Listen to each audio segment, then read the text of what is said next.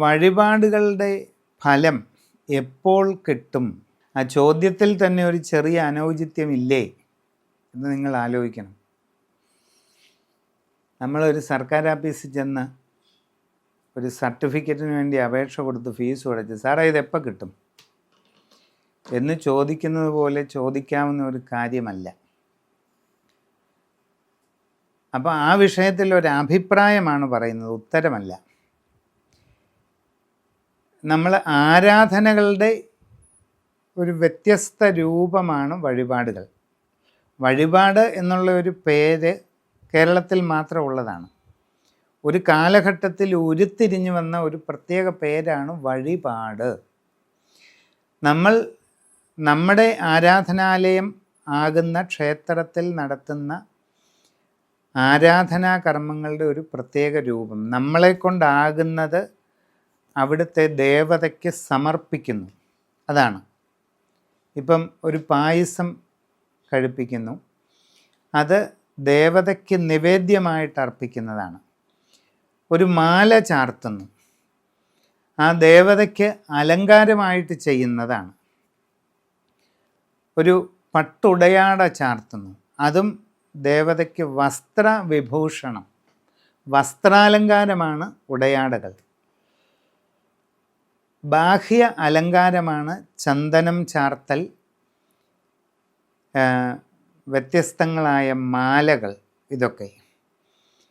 പിന്നെ അഭിഷേകം എന്ന് പറയുന്നത് ദേവതയ്ക്ക് നിത്യാനുഷ്ഠാനമായിട്ട് ചെയ്യുന്ന കാര്യങ്ങളാണ്. കരിക്ക് അഭിഷേകം, ശാസ്താവിനാണെങ്കിൽ നെയ്യ് അഭിഷേകം, എള്ളെണ്ണ അഭിഷേകം, ഇങ്ങനെ പലതും.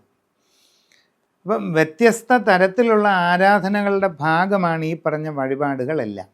ഇതെല്ലാം ആ ഭഗവാന് നമ്മൾ ചെയ്യുന്ന ആത്മസമർപ്പണമാണ്. അപ്പോൾ അവിടെ ഫലം പ്രതീക്ഷിച്ചുകൊണ്ടാകരുത് ചെയ്യുന്നത്. ഒരു വഴിപാട് നടത്തുമ്പോൾ ഫലം പ്രതീക്ഷിച്ചുകൊണ്ടാകാൻ പാടില്ല. പിന്നെ എന്താ വേണ്ടത്? നമ്മളാൽ കഴിവുള്ള ഒരു ആരാധന അഥവാ പൂജാകർമ്മം നമ്മൾ ദർശനം നടത്തുന്ന ക്ഷേത്രത്തിലെ ദേവതയ്ക്ക് മുമ്പിൽ സമർപ്പണം ചെയ്യുക. അത് നമ്മളെ തന്നെ ആത്മസമർപ്പണം ചെയ്യുന്നതിന് തുല്യമാണ് മറ്റൊന്നും പ്രതീക്ഷിക്കാതെ നടത്തുന്ന, ഭക്തിപൂർവം നടത്തുന്ന വഴിപാടുകൾ. അങ്ങനെ ചെയ്തിട്ട് നമ്മൾ നമ്മുടെ ആവലാതി, അല്ലെങ്കിൽ നമുക്ക് ഇപ്പം കുട്ടികളുടെ എന്തെങ്കിലും ഒരു കാര്യം, അല്ലെങ്കിൽ മകളുടെ വിവാഹക്കാര്യം, അങ്ങനെയുള്ളത് നമ്മൾ ഭഗവാന്റെ മുമ്പിൽ നമ്മൾ പറയാം, മനസ്സുകൊണ്ട് ആ ഭഗവാന്റെ മുമ്പിൽ സമർപ്പണം ചെയ്യാം.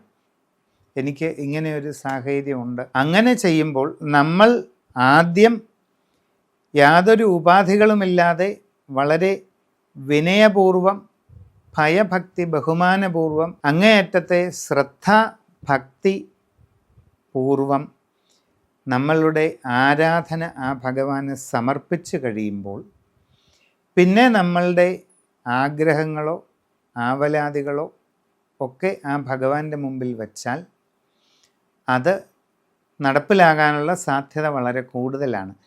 എത്രത്തോളം ലയം പ്രാപിച്ച് ഇത് ചെയ്യുന്നു, നമ്മൾ ഭഗവാനിൽ സമർപ്പണം ചെയ്യുന്ന ആരാധനകളും ഭഗവാന്റെ മുമ്പിൽ സമർപ്പിക്കുന്ന പ്രാർത്ഥനകളും എത്രത്തോളം ഏകാഗ്രതയോടെയും ശ്രദ്ധയോടെയും ഭക്തിയോടെയും ലയം പ്രാപിച്ച് ചെയ്യുന്നു, അത്രയും വേഗം അതിന് ഫലമുണ്ടാകും.